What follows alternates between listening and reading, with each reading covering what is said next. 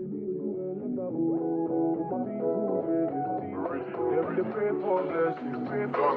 better living.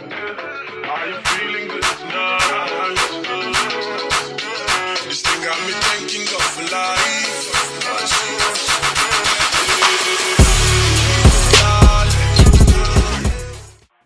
Hey guys, welcome back to my channel. So today I am back with another rope twist tutorial. So for this look, I am not going to be really focusing on the twist itself because I've done quite a bit of tutorials on this look.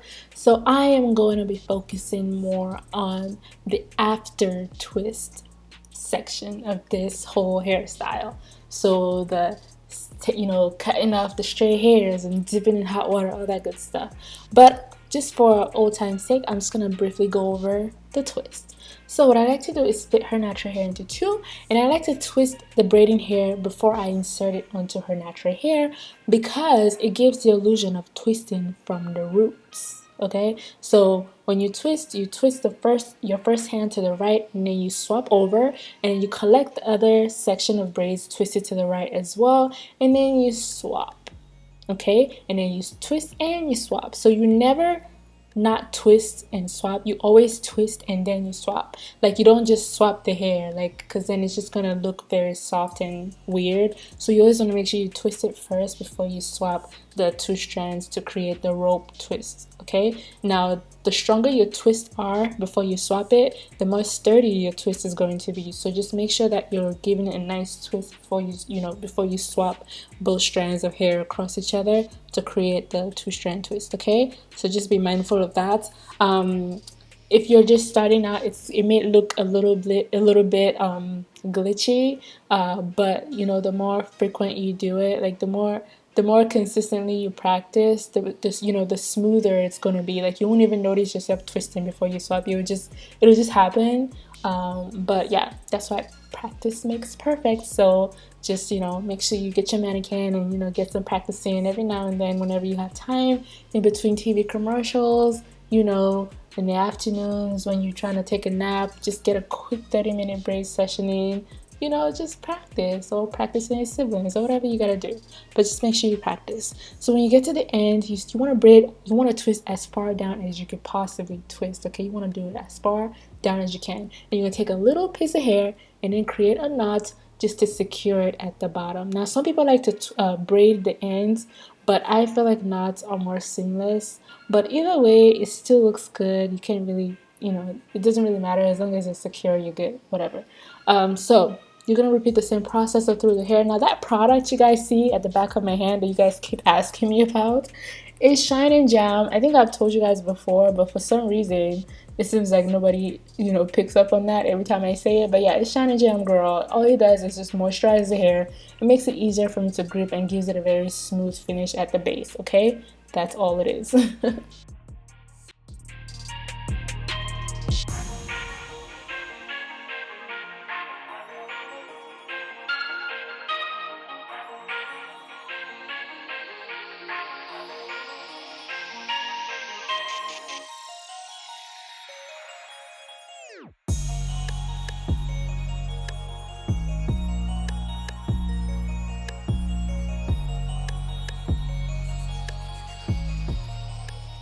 So like I mentioned earlier, we're just repeating the same process, nothing too crazy, nothing too out of the ordinary.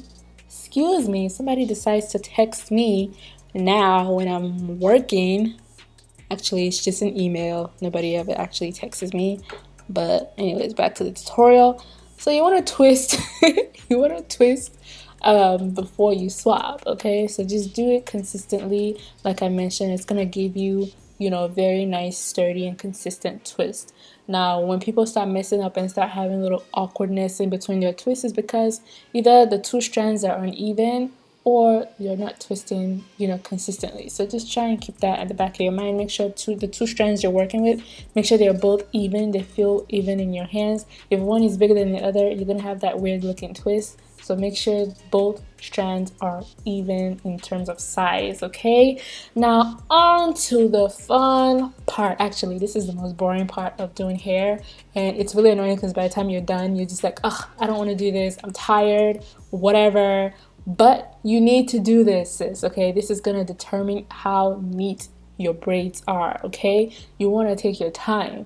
Now, this is the part where, you know, if I get my salon, I'm gonna hire somebody just to do this for me, just to trim the hair, because it's quite time consuming if you do it strand by strand. Some people just do like a group of hair and just kind of gauge it and just lazy cut it, which I've been doing for a little while now. But I decided this year, 2019, Merida, you're gonna take your time, you're gonna trim this hair. So that's what I've been doing.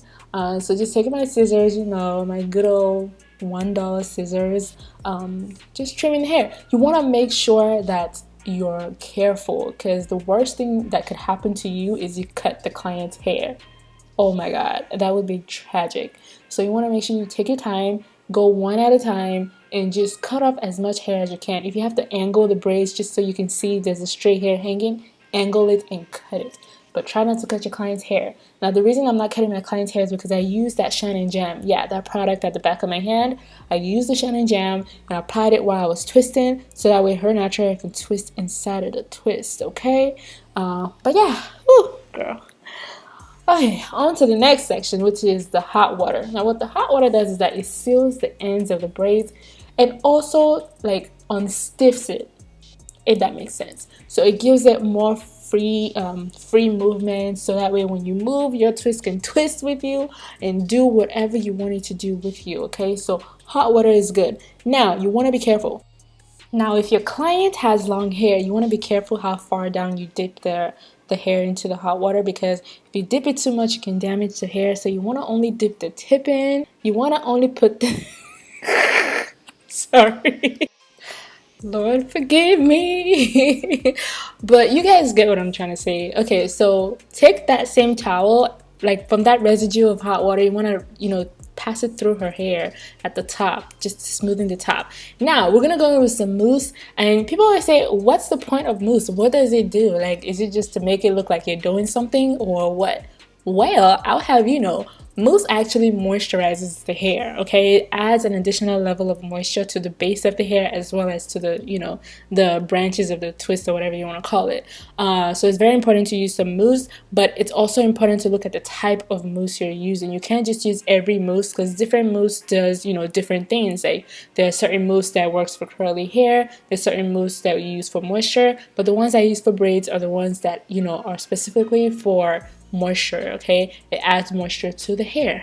And then after I've applied the mousse all over the hair, I take that same hot towel and just run it through the top of her hair, just to smoothen it out just a little bit, you know, just get those stray hairs that I didn't get initially. It's just going to help you lay it down even further.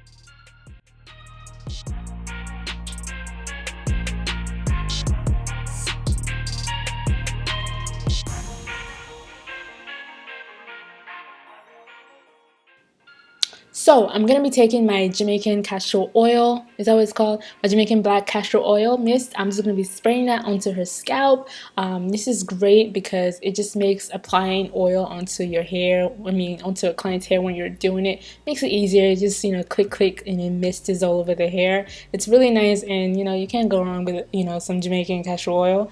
You can't. So don't apply oil before you braid, by the way. Apply it after you braid. Anyway, so I have this Everything Glam Edge Control. Okay, let me tell you guys about this edge control. One of you guys actually sent it to me, one of my subscribers, via Instagram, actually. So sweet. And of course, I'm going to support you guys because you support me. So I was like, okay, send it to me. Let me try it out. So she sent it to me, and this is the first time I'm actually trying it out on a client. So you get to see for yourself, girl, how it works. And I actually really, really like it. Okay, I'm going to give you a pro and a con. The pro is that it actually has a very, very strong hold. It smells really, really, really good. Okay, really, really good. It has a very nice, strong hold. However, when it dries, it does dry a little ashy. I don't know, maybe if it's a mix of the hair spray I sprayed earlier, but it did kind of have a very like not a flashback, but it just kind of dried a little ashy. Not white, but it just kind of dried, like it dried hard, in a sense that, you know, I guess it is an extra hold edge control, but it's really good if you're looking for a very, very strong edge control product. As you can see, it lays flat, okay, like with little to no manipulation. It was able to, you know, do exactly what I needed it to do. Okay, so I'll put her handle on Instagram in my description below, so make sure you guys check her out. Let's support each other. Okay, she's also a fan, you know, of this Glam by Mary squad, so we gotta support her, of course. So make sure you guys check her out in the comment section. And if you also have a business that you want to promote, definitely reach out to me. I love supporting you guys as well, you know, because I know you guys support me, so you know I'm gonna return the favor. I'm so annoying today. But anyway, so that is it for this tutorial. Now this is what your hair should be looking like, okay? And yeah, just make sure you get loads of pictures, because that's how you are going to promote yourself and get your next client. So take as many pictures as you can. Be really annoying. Just get the really good pictures, okay? Now I always use my iPhone for my photos, and I have my studio light when it gets dark, and then when it's during daytime I use my natural light because I have a big window beside me when I'm working. And yeah, I hope you guys like this tutorial. Give it a thumbs up, and I'll catch you guys in my next video.